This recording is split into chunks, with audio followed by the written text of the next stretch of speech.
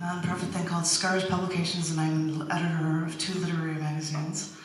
And if they are released as perfect bound ISBN books through Amazon, and we do collection books and things of them, and I thought it would be fitting to show this off because we decided to do annual date books, and this happens to be it for 2019, where we choose best pieces that are short from different people throughout. And ta-da-da, it's calendar half the week, you know, in a poem. So it's actually, yeah, I have my things written here for coming here. I'm like, hey, I wrote that down. Let's use it as a date book. But I thought it was an appropriate cover because it talks about a place that is in my first poem, which is another new poem. I wrote it yesterday. And it's called Waiting to Take the Plunge. Living in Chicago, I had heard of the polar plunge, the insane idea to jump into Lake Michigan at around Christmas or New Year's, where there's a ton of ice floating, and you might be floating too if you don't get out of that ice-cold water. This polar plunge has existed for a century in many countries globally, some for charity, but I thought, how silly. I'm sure a lot of these people just want to show off their manhood doing this, so I always refrained, even when the new Mayor Rahm Emanuel did it.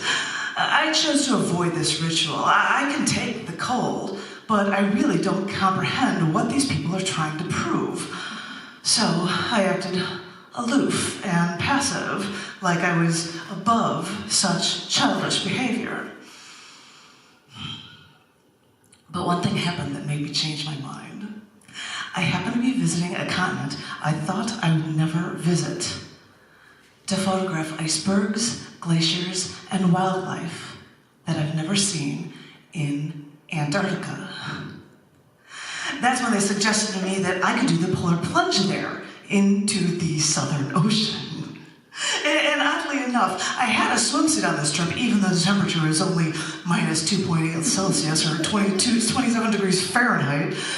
Now, I want to tell you, this trip was amazing. Taking small rubber boats from one island to another. First we crossed the choppy Drake Passage, then we went to Half Moon Island, passing icebergs to see penguins in their natural habitat. And yeah, that is cool, but what about my polar plunge into the Southern Ocean? Oh, stop your complaining. You'll have to wait. So we went to Gooverville Island.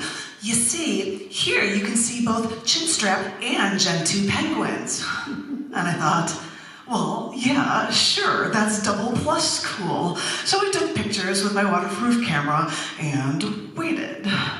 After leaving there, I thought, okay, where's my polar plunge? And they said, hey, let's first look at the Weddell seals at Enterprise Island. So I thought, sure, I can do that. And the ice structures here are amazing. Each island had different icebergs and glaciers because of the winds and the global water passages. But at this point, I really thought I'd waited long enough for my polar plunge.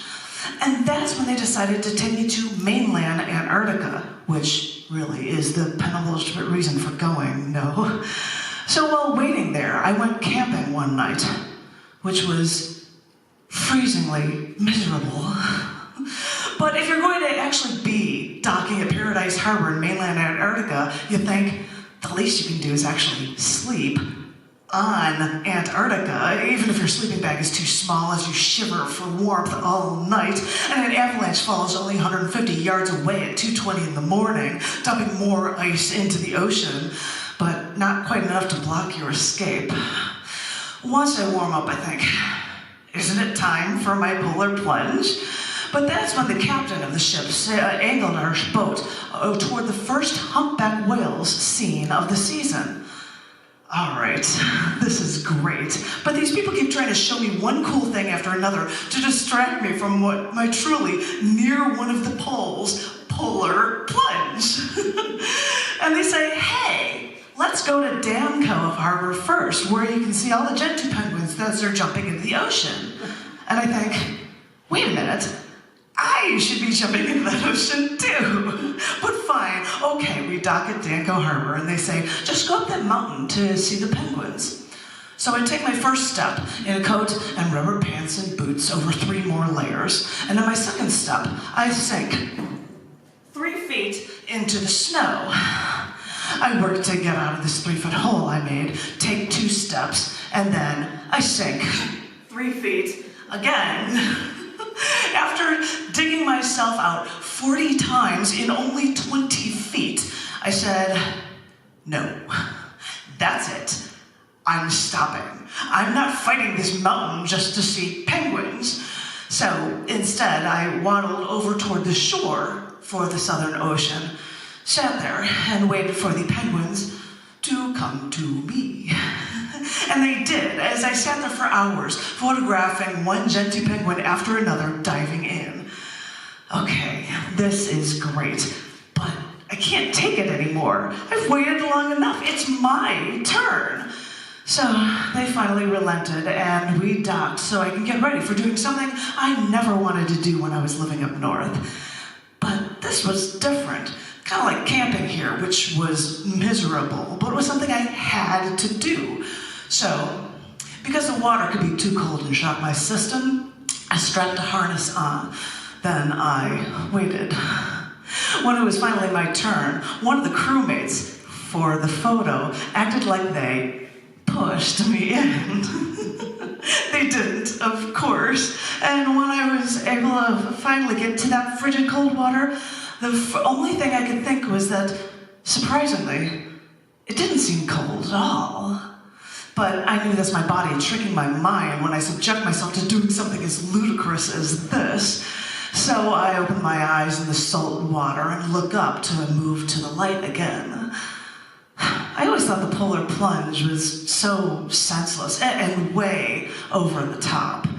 But when I'm at the end of the earth, I'll gladly wait to do something insane. That is the only thing I could ever do.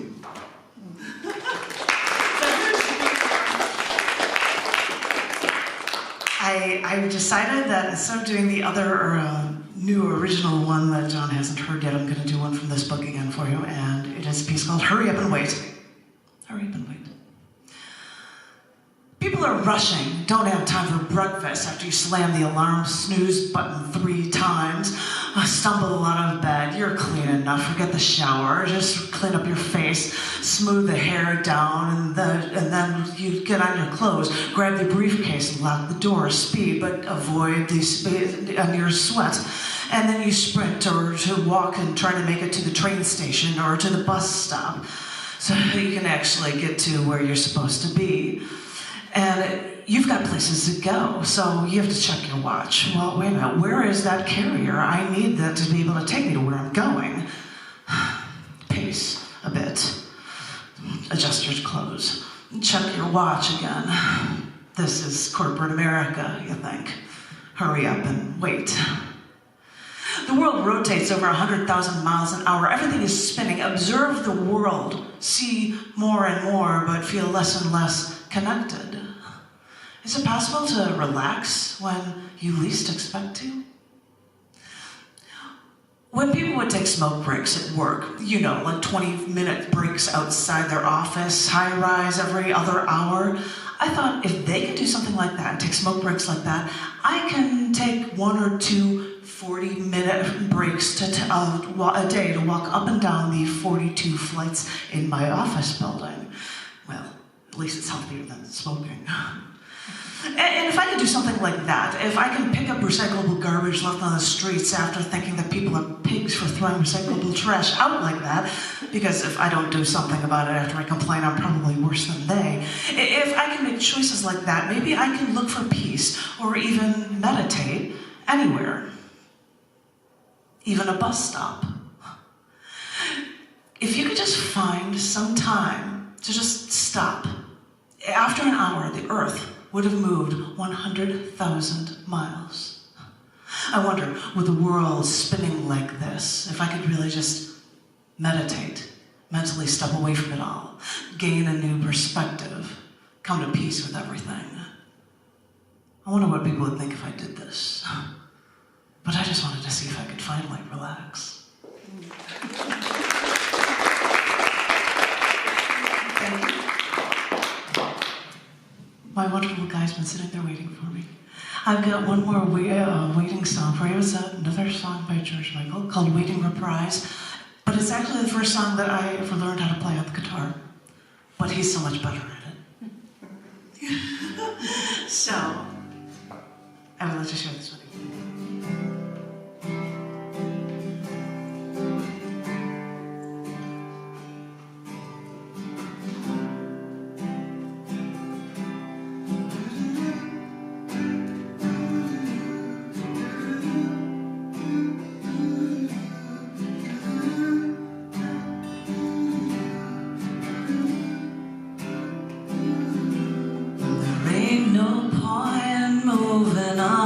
Until you've got somewhere to go, and the road that I have walked upon, well, it filled my pockets and emptied out my soul.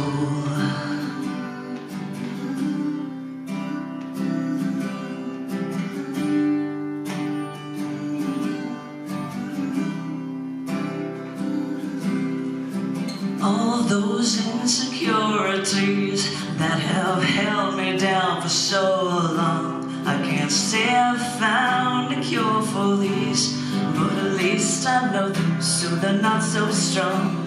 You look for your dreams in heaven, but what the hell are you supposed to do when they come true?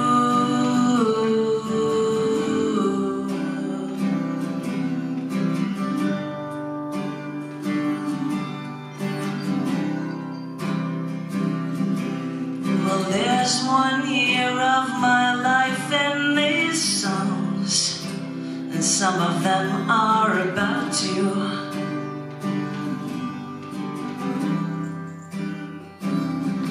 Now I know there's no way I can right those wrongs.